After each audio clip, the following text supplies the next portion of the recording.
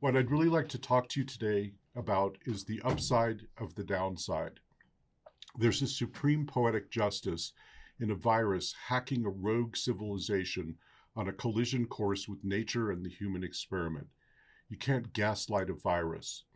The ground truth of our interdependence with the natural world has disrupted the delusion of our separation from the web of life and each other. It's exposed the hungry ghost of insatiable greed devouring people and planet. The only way to solve a pandemic and the concatenation of crises we face is through massive cooperation. As a society and a civilization, we're being compelled to change our pronoun from me to we. Nature is deregulating human affairs faster than a lobbyist can buy a politician. We're in the end game of the dim ages, the clash between the state of nature and the nature of the state. Our civilization is a failed state. The big wheels of transformation are turning. It's emergence in an emergency. The contagion is apocalyptic in the original meaning of the Greek word, a revelation, an unveiling or unfolding of things not previously known and which could not be known apart from the unveiling. It's unveiling the truth that our human health is dependent on the health and integrity of our ecosystems. The contagion originated from a relentless human incursion into shrinking wildlife habitats where unfamiliarity breeds contempt. It was driven by a voracious market economy and channeled through a misconceived food system. It's unveiling the misbegotten paradigm that exalts the growth economy over the well-being of people and the natural systems on which all life depends. As Hazel Henderson said, modern economics is a form of brain damage. It's nothing more than politics in disguise. The contagion is revealing the wisdom of the precautionary principle. Better safe than sorry. An ounce of prevention is worth a pound of cure. We know that $1 spent on disaster prevention will save $7 in later damages. It's unmasking the fatal logic of a for-profit healthcare system. Tying Wall Street profits to human health is a prescription for disaster. It's exposing how huge the precariat is, the vast masses of humanity who live on the precarious edge, one step from free fall. It's revealing the extraordinary kindness and compassion of most people and the expanding circle of heartfelt concern for the most vulnerable. It's showing a world where "I can't breathe" became a meme for everything from Black Lives Mattering to raging climate-induced megafires and COVID masks. It's unveiling how the temporary reduction of human activity allowed nature to begin to regenerate. Blue skies brightened Beijing, and for the first time in memory, the Himalayas were visible from New Delhi. It's a glimmer of what a restored world could look like when we change our way of living. Yes, when. It's accelerated the decline of the fossil fuel industry and its political power, and sped the hegemony of clean energy. It spotlighted the democracy theme park, exposing the sharp teeth of raw power that talks democracy until it gets into the hands of the wrong people. In other words, the people. It unveiled the banality of evil, a full-blown kakistocracy, rule by the worst. They set up a roach motel in the White House. When Jared Diamond examined the ecologically driven demise of Mexico's Mayan civilization, he identified the final unraveling thread: political leadership. He wrote this: their attention was evidently focused on the short-term concerns of enriching themselves, waging wars, erecting monuments, competing with one another, and extracting enough food from the peasants to support all these activities. Sound familiar? It's laying bare disaster capitalism's shock doctrine. Never let a crisis go to waste. Corona capitalism is engineering the biggest heist in history, with corporate concierge service from the Fed, already amounting to between $4 and $10 trillion. Simultaneously, corona capitalism is precipitating a deliberate extinction-level event of small and medium-sized businesses, with cascading disemployment that will exceed the Great Depression. When it's safe to go outside again, we'll find a world of giants and dwarves. Wealth in the US was already over 2 times as concentrated as Imperial Rome, which was a slave and farmer society. If billionaires were a nation, they'd be the world's third largest country. They want to have their cake and eat yours too. It's make feudalism great again. Talk about a marketing challenge. It's boom and doom, the terminal convulsions of an oligarchic economic system bedeviled by $100 trillion of stranded oil assets and the impossibility of unlimited material growth on a finite planet. The Hummer of plutocracy has gone off-road. The system is the crime. But make no mistake, above all, what COVID is unveiling is a sneak preview of what climate chaos is going to unleash. Climate resilience is about to become the central organizing principle of everyone's lives. One thing's for sure, the twin crises of climate chaos and extreme inequality will keep getting worse fast, and people will keep rising up in ever bigger numbers, demanding and making change. With breakdown comes breakthrough. The great unraveling is also clearing the space for renaissance and regeneration. The game now is to grow the upside of the downside. The Stone Age didn't end because people ran out of stones. Initiatives that may have seemed radical or impossible not so long ago now appear within reach. As Naomi Klein wrote, the real solutions to the climate crisis are also our best hope of building a much more enlightened economic system, one that closes deep inequalities, strengthens and transforms the public sphere, generates plentiful, dignified work, and radically reins in corporate power. Our movements are starting to prevail, which is why the corporate class has resorted to a hostile takeover of government. Its broker is the Republican Party. Its platform is so extreme that the closest analog in the West is Germany's fringe AfD, a proudly white nationalist xenophobic party with neo-fascist ties. But even the AfD aren't climate deniers, and the biggest difference is that the GOP is a mainstream party. Our political duopoly now consists of a Democratic Party and an anti-democratic party. This reactionary whiplash is trying to misdirect our attention from the head-spinning ravages of corporate economic globalization by serving up the noxious cocktail of racism, xenophobia, and othering to divide and conquer.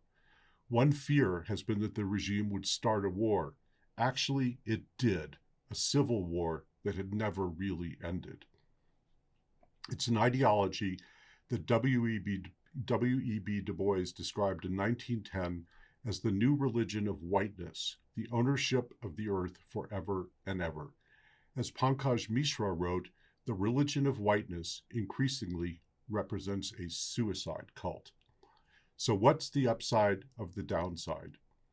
COVID has hammered the already failing business model of the fossil fuel industry into survival mode. It would tank even faster if not for federal subsidies. At the same time, its political power is waning, and it faces mounting legal liabilities for knowingly poaching the planet and lying about it. Perhaps it's time for corporate capital punishment for the crimes of capital. COVID is simultaneously quickening the transition to the inevitable clean energy revolution. But that's not enough, because we're already in sudden death overtime. The movement for drawdown is gaining traction to actually reverse climate disruption by bringing carbon levels back down to pre-industrial levels. All the top practices and technologies for drawdown are already commonly available, economically viable, and scientifically valid, including such cornerstones as regenerative carbon farming and food systems, ecological land management practices, and the empowerment of women and girls. Because this is the last stand for many landscapes, standing for the land before it's too late is paramount. Inspired by E.O. Wilson's Nature Needs Half initiative, the One Earth Project has mapped global, regional, and local ecosystems to identify and prioritize key bioregions that will support carbon sequestration and biodiversity conservation. Our One Earth friends presented a beautiful panel last week on this work, and that includes a global local app that you can use, by the way. It's no accident that 80% of the world's biodiversity is on indigenous lands. Indigenous leadership is both lighting the way and may be the key to the survival of our species. It's objectifying and commodifying nature that have led us to this climate emergency and age of extinctions. It's high time to expand our view of personhood to the natural world, not to corporations. We need to institute legally enforceable rights for nature. The global movement for rights of nature is rapidly beginning to take hold in numerous countries, much of it outside the US here, where it's much more advanced. It flips the paradigm from nature as property to nature as rights bearing. Over 36 US communities and 5 US tribes have now enacted such laws, with many more moving to get involved. In this past election in Florida's conservative Orange County, home to Orlando and Disney World, a citizen-driven Rights of Nature ballot initiative passed with a jaw-dropping 89% of the vote, and much of the success is thanks to Tom Lindsay and Mari Margill, who will speak at Bioneers tomorrow, Sunday. The climate emergency is the biggest political failure in history. It's fundamentally a crisis of democracy and leadership. 2020 has seen democracy both under siege and surging. Black Lives Matter became the biggest movement in US history, with unprecedented numbers of white allies stepping up, while a swarm of diverse social movements is converging to reclaim the many facets of the jewel of democracy. The forefront of this leadership actually won the 2020 US presidential election. It came from women of color and communities of color, First Peoples, and the swells of young people demanding that society wake the frack up and start acting like grown-ups. At a historic threshold, when the country's projected to become majority-minority in about 15 years, multicultural society is here to stay. The last gasp of the current political regime is like the Japanese soldiers in World War II still fighting on an island who didn't know the war was over. Millennials are the most diverse and largest generation in American history, and also the most progressive. By margins of 60 to 80%, young people want climate action, support same-sex marriage, recognize racial discrimination as the main barrier to African Americans' progress, and believe immigrants strengthen the country. These are the frontline leaders who are showing us how to make America grateful again. Ecological healing and social justice are one notion indivisible. A Green New Deal can and must coalesce all these priorities. It can put everyone in the country and around the world into a great green employment project that achieves meaningful living wage jobs and environmental and social justice. This time around, a truly New Deal can lift the burdens of history. What we're living through is the rebirth of a nation. And breaking news, the IMF concluded that saving the planet would be cheap or might even be free. Such a deal.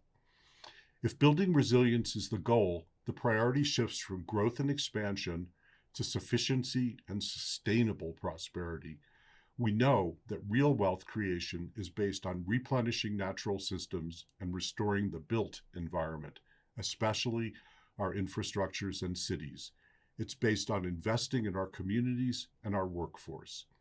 In the face of the unraveling of economic globalization, spurred in part by COVID, and a federal government that's now a smoking ruin, the upside of the downside is greater decentralization against the inevitable failure of centralized systems.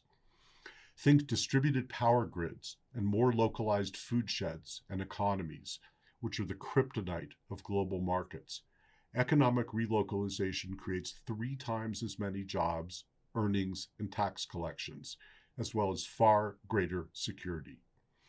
We can supersede the false binary of capitalism and socialism, and instead create a mixed economy in service to the common good, climate action, and equity. It's an economy that prioritizes security, intergenerational community wealth creation, and much more widely distributed ownership. There's actually no precedent or grand model for this next economy, nor has anyone figured out how to create a genuine democracy at large scales. That's up to us, and from here on, it's jazz. In closing, as my friend David Orr recently said to me, he'd be quite optimistic if we had another 50 years. The crucible is whether we can fast forward this transformation in record time and beat the Reaper. The word crisis comes from the Greek word krino. It means to decide. We need to decide what kind of future we want and act like our lives depend on it, because they do. Slouching towards sustainability will not turn the tide. Only immediate, bold, and transformative action will enable us to make the leap across the abyss. It's now o'clock. If we appear to seek the unattainable, then let it be known that we do so to avoid the unimaginable. So wrote Tom Hayden in the Port Huron Statement in 1962. Now, more than ever, we need to imagine our way out of the unimaginable. As mythologist Michael Meade reminds us, the deepest power of the human soul is imagination. When human beings bring imagination to the situation, we join the agents of creation. As the deep ecologist and Buddhist scholar Joanna Macy puts it, we're part of a vast global movement, the epochal transition from empire to earth community. The best way to predict the future is to create it. That's what we are here to do. All power to the imagination.